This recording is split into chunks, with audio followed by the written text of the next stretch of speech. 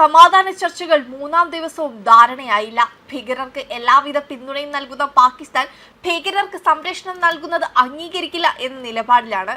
തുർക്കി സർക്കാരിന്റെ ആതിഥേയത്വത്തിൽ ഇസ്താംബൂളിൽ നടക്കുന്നതും ഖത്തർ സൗകര്യമൊരുക്കുന്നതുമായ ഈ ചർച്ചകൾ വെടിനിർത്തൽ നിർത്തലാക്കുന്നതിനും വിശാലമായ കരാറിലെത്തുന്നതിനും ലക്ഷ്യമിട്ടിട്ടുള്ളതാണ്.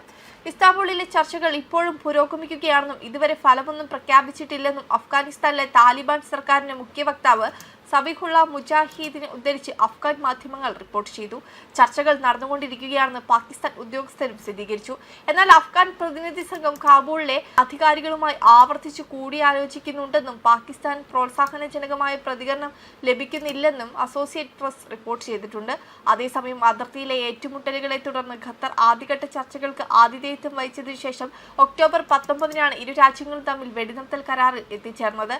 പ്രതിനിധി സംഘർഷങ്ങൾ ഇസ്താംബൂളിൽ ചർച്ച നടത്തുന്നതിനിടെ അതിർത്തിയിൽ രണ്ട് പ്രധാന നുഴഞ്ഞുകയറ്റ ശ്രമങ്ങൾ തടയുന്നതിനിടെ 25 ഭീകരരെ വധിച്ചതായി പാകിസ്ഥാൻ സൈന്യം അറിയിച്ചിരുന്നു.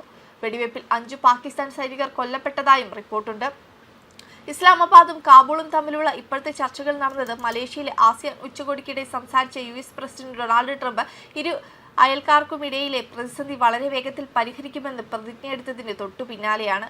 പാകിസ്ഥാനും അഫ്ഗാനിസ്ഥാനും സമാധാന ശ്രമങ്ങൾ ആരംഭിച്ചതായി താൻ അറിഞ്ഞുവെന്നും താൻ അത് വളരെ വേഗത്തിൽ പരിഹരിക്കുമെന്നും US പ്രസിഡന്റ് പറഞ്ഞു.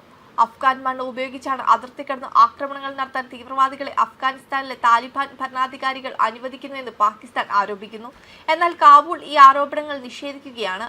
അഫ്ഗാൻ താലിബാൻ പ്രതിനിധികളോട് പാകിസ്ഥാൻ തങ്ങളുടെ അന്തിമ നിലപാട് അവതരിപ്പിച്ചുവെന്നും ഭീകരർക്ക് സംരക്ഷണം നൽകുന്നത് അംഗീകരിക്കില്ല എന്നും ഇസ്ലാമാബാദിൽ നിന്നുള്ള 2 പാകിസ്ഥാൻ സുരക്ഷാ ഉദ്യോഗസ്ഥർ പറഞ്ഞു. 2021-ൽ താലിബാൻ അധികാരം പിടിച്ചെടുത്തതിനു ശേഷം അതിർത്തി കടന്നുള്ള ആക്രമണങ്ങൾ വർദ്ധിച്ച് നിയമവിരുദ്ധമായ പാകിസ്ഥാൻ താലിബാനെതിരെ കാബൂൾ കൃത്യവും സ്ഥിരീകരണവുമായ നടപടിയെടുക്കുമെന്ന് പാകിസ്ഥാൻ പ്രതീക്ഷിക്കുന്നതായി ഉദ്യോഗസ്ഥർ പറഞ്ഞു.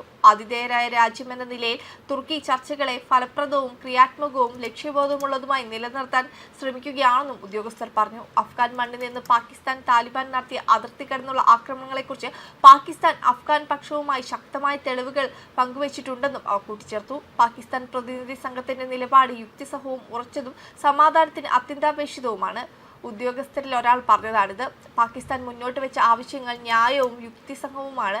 കൂടാതെ ആതിഥേയത്വ രാജ്യങ്ങൾ പോലും പാകിസ്ഥാന്റെ നിലപാട് ശരിയാണെന്ന് അംഗീകരിച്ചിട്ടുണ്ടെന്നും അദ്ദേഹം കൂട്ടിച്ചേർത്തു. 2 രാജ്യങ്ങൾക്കുമിടയിലുള്ള എല്ലാ അതിർത്തി കടന്നുള്ള കവാടങ്ങളും 2 ആഴ്ചയെ അടച്ചിട്ടിരിക്കുന്നതിനാൽ വ്യാപാര സമൂഹവും അതിർത്തി നിവാസികളും നല്ലൊരു ഫലം പ്രതീക്ഷിച്ചിരിക്കുകയാണ്. ചരക്കുകളുമായി 100 കണക്കിന് ട്രക്കുകൾ കുടുങ്ങിക്കിടക്കുകയാണ്. Web desk Karmani.